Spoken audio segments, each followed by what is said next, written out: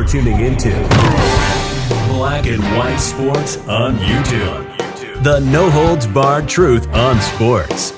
The main event starts now. I'm back. Rodrance for Black and White Sports. Well, we have finally got here. That's right. We are on the twilight. We are on the cusp of Cleveland Browns fans, NFL fans, Houston Texans fans, everybody that has been watching the Deshaun Watson case since the very beginning.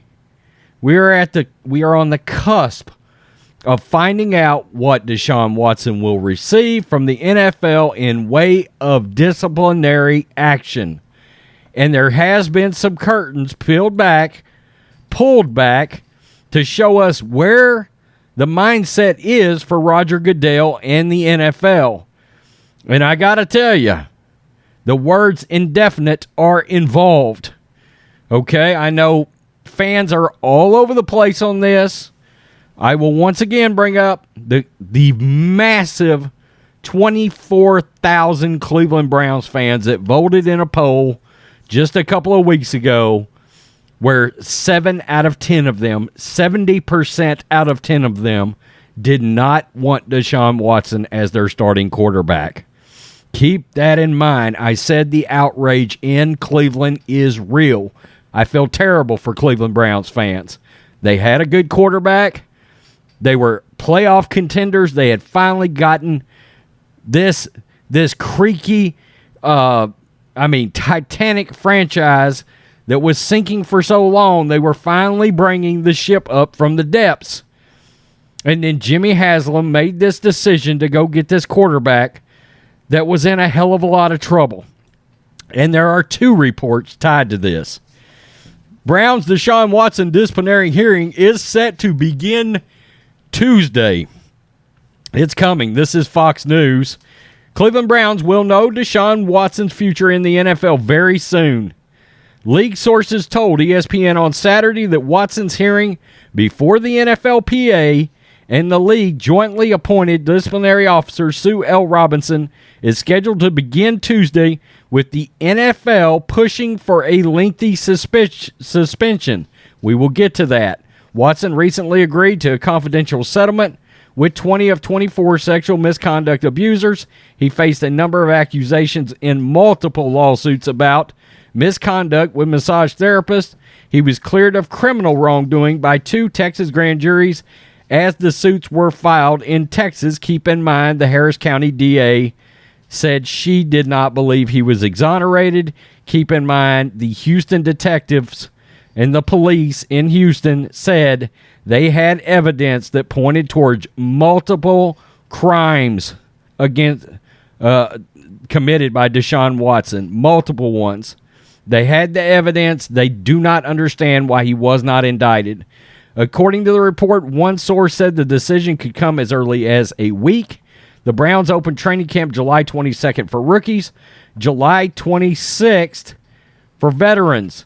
If either the union or league appeals Robinson's decision, NFL Commissioner Roger Goodell or his designee, quote, will issue a written decision that will constitute full, final, and complete deposition of the dispute per terms of Article 46 of the CBA. Now, it goes on to talk about the bombshell from the New York Times. Here we go. Enter Florio. The NFL seeks indefinite suspension of Deshaun Watson, and they want a minimum of 1 year. They want indefinite with the ability for him to come back and try to get back in the league, essentially. With the NFL knowing the coverage of all things Deshaun Watson is unavoidable, look, the NFL's been lucky here. The NFL has been incredibly lucky. Deshaun Watson's been incredibly lucky. The mainstream media has avoided this case like the plague. In all honesty, Outkick, ourselves, Pro Football Talk, they're really the only media outlets that have truly covered the ins and outs of this thing. Deshaun Watson has been completely insulated and protected by the mainstream media. I think we all know why. Deshaun Watson is unavoidable. The league steered the emergence of reports into a window where they could be less noticed. And here we are, 6:05 Eastern. The Wall Street Journal posted an item from Andrew Beaton that contains this extremely noteworthy nugget. The league is, quote, pushing for an indefinite suspension that would last no shorter than 1 year for Watson. Watson and the NFLPA, which has duty under federal law to defend Watson, and all the members of the union will fight it. As PFT reported, one of the attacks they will take is to argue that the proposed punishment does not mesh with discipline or lack thereof for multiple owners who allegedly run afoul on the personal conduct policy. Beaton's article confirms this specific report. By pushing for indefinite suspension, the league would be protected against the possibility that more women will sue Watson between now and the middle of March 2023, when all relevant 2-year statutes of limitation will expire. Assuming that Watson ceased the practice of securing private messages through social media after the first lawsuit was filed in March 2021. The league's case, per Beaton, will focus on 5 of the women who sued Watson. Those cases have corroboration of text messages and other evidence. League officials believe those allegations in particular are objectively provable and establish a clear and disturbing pattern of behavior from Watson. And it goes on to talk about some of the stuff we just covered prior to this article. So that's where he stands. Come hell or high water, the league is getting a year out of Watson. They're taking a season away from this guy. That's their minimum. They want an indefinite suspension. And think about this from the NFL standpoint and the Cleveland Browns standpoint. If you're the organization sitting back and look, the organization deserves to get whatever the hell they get. I hope he's banned forever. Okay? I mean, this guy's a creep. But the fact is, they're sitting back right now. They want an indefinite suspension because they don't know that more women aren't going to pop up. Think about that. They can't even suspend him and give him a direct suspension because what if 5 more women step forward? We know the New York Times said 66 women were absolutely provable, but they have references of more than 100 women involved in this thing, okay? When they say provable, that probably means they got names and addresses attached to them now. All right? So the league's sitting back going, what if we give this guy a year, and between now and March 2023, when all these trials start, we look up and we're facing 4 more women, or 3 more women, or 10 more women. The league wants the ability to knock this guy out for as long as they possibly can and protect themselves.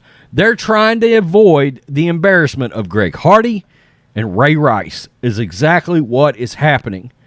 Because, look, if Roger Goodell gets this one wrong, this might be the thing that finally gets Roger Goodell kicked out of the league by ownership. If he messes this up and he gives him 1 year or gives him 8 games or 10 games or 12 games and 12 more women surface, it's going to be a terrible look for the Shield. It's already a bad enough look for the Shield.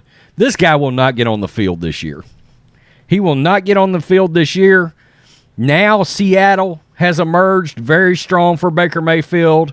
San Francisco is floating around out there, and the Carolina Panthers are floating around out there. I mean, the Browns are actually entertaining Jimmy Garoppolo as he's set to start throwing this week. Think about that. I mean, it's ridiculous where the Browns are right now and where the NFL is. It's nuts, but they get what they deserve since trying to go after this guy. Plain and simple. Plain and simple. And gave him a fully guaranteed contract. Good luck, Jimmy Haslam, at the owners' meetings. They're so pissed off they can't see straight over this contract. Peace. I'm out. Till next time. Thanks for watching the show. Be sure to like, comment, and subscribe. Be sure to tune in next time on Black and White Sports.